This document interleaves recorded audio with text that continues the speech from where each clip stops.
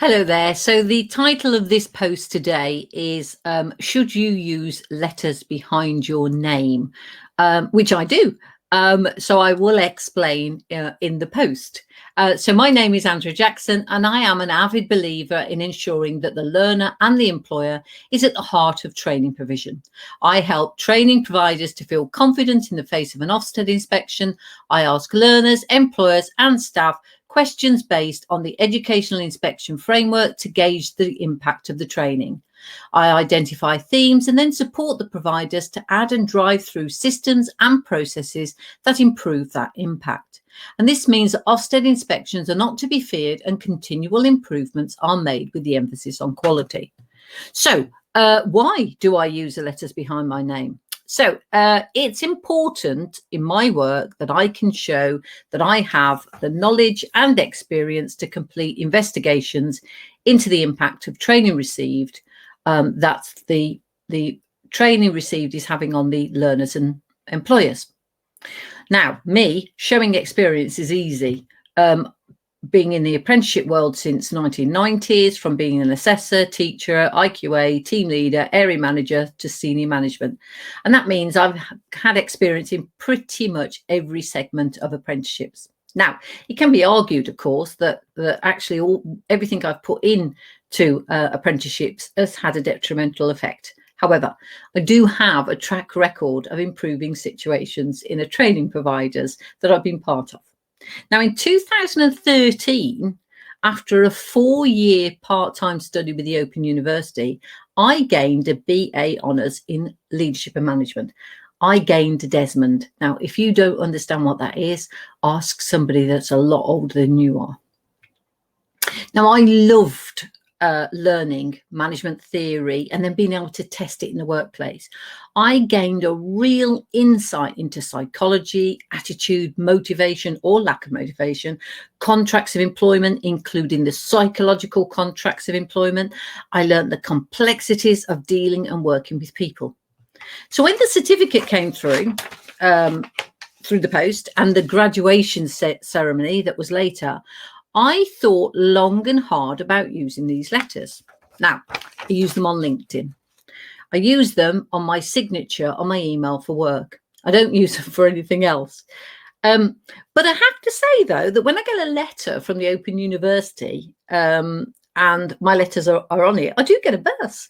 And why? Well, you know what? Every Thursday evening, every Saturday afternoon and every whole Sunday for 4 years were taken up with busily working on a laptop, watching CDs. This was after the time of watching the TV programs, but it was before the online courses. I was so scared and excited in equal measures to receive the huge box of books and resources and scanned those books, eventually hoping that I would understand them. Because when I first looked at them, trust me, I didn't. So I was and still am proud of what I achieved. Now, I have heard that a degree does not mean intelligence. But for me, a degree means you've got the ability to study and apply that knowledge in practical situations. I feel it has given me the opportunity to show my ideas in greater clarity. Now, that's something that not everybody will agree with. So I do use my letters in certain circumstances. And yes, I am proud of what I achieved. So my meme, there is a link here, was it's okay to toot your own horn. So this is me tooting my own horn. You need to toot your own horn. You need to look at what's been happening, where you are, how you got here, and toot your own horn. So that's it. This is sort of based at senior managers of training providers, by senior managers, you know, heads of departments, etc., but obviously interested to everybody. If you feel that somebody else could gain something from the posts, please send them on. Ensure that the other people in your organization know it exists. I know, because I've said it often enough, that I'm getting a new I know you know that I'm getting a new website, which should be coming in very, very soon. On the back of that, there's going to be an offer, and the offer will be a list, a planning list for short inspections, something that you need to ensure you've got in place.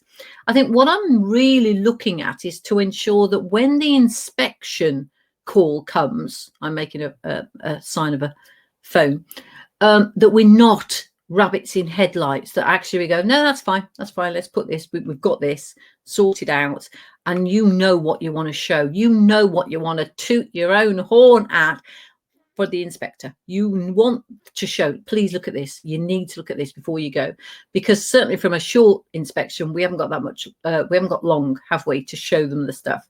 So that's what's coming up very shortly.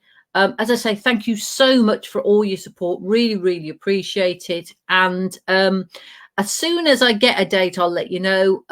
Please watch out for my very, very short posts that I'm sending out, little snippets, 2-minute long, so that you can watch them while you're waiting for your next task to come in. Okay, that's all I need to speak about this week, and I will see you soon.